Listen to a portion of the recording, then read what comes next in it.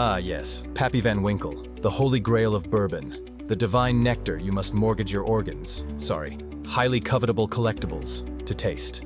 We're supposed to kneel down and worship every $2,000 bottle like it's a small batch unicorn distilled from the tears of cherubs who once got hammered with Mark Twain, right?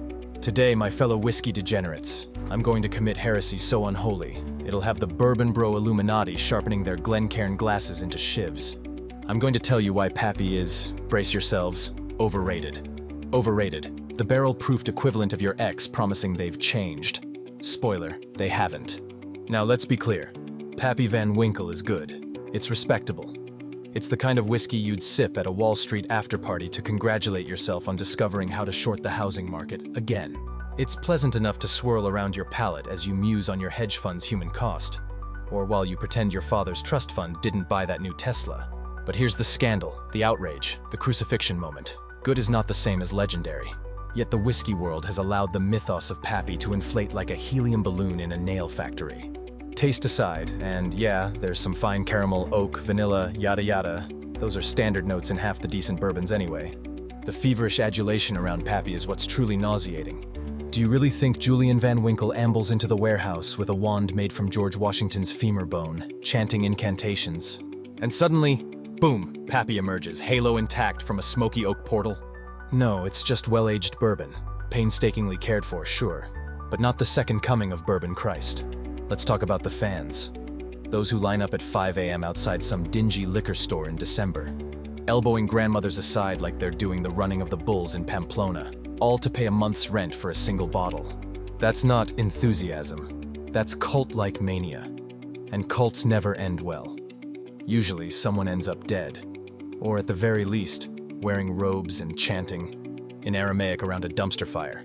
Not to say that's what's happening here, but look, if you're paying $3,000 for something that's basically a spiced-up cornbread smoothie, maybe you're already spiritually 6 feet under. You know what's really darkly hilarious? The actual flavor profile of many lesser-known bourbons, bottles you can snag for under $100, often rivals or even surpasses Pappy's Holy Cask. But no one wants to brag about the $70 bottle they found at Uncle Tony's Whiskey Shack and Lawn Chair Emporium.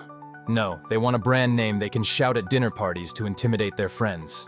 Pappy is less about flavor and more about the brand flex. It's the whiskey version of a Birkin bag. Expensive, scarce, and mostly useful as an elitist mating call. Just grunt Pappy at the next whiskey convention and watch the pretenders drool and wag their tongues like feral poodles. And let's not forget the fun way secondary markets drive the price into the stratosphere. It's basically a whiskey pyramid scheme. I got my bottle for $200, now I'll flip it for $700. Rinse, repeat. It's like a boozy game of hot potato, except no one wants to admit that the potato is just a potato. Yes, it's a well-crafted potato, maybe even a vintage potato, but still a freakin' potato. Meanwhile, we all watch from the sidelines, wistfully swirling our very fine, perfectly affordable bourbons, shaking our heads as another sucker tries to climb the Pappy social ladder. This isn't Pappy, by the way. It's a 12-year-old bourbon from a distillery you've never heard of.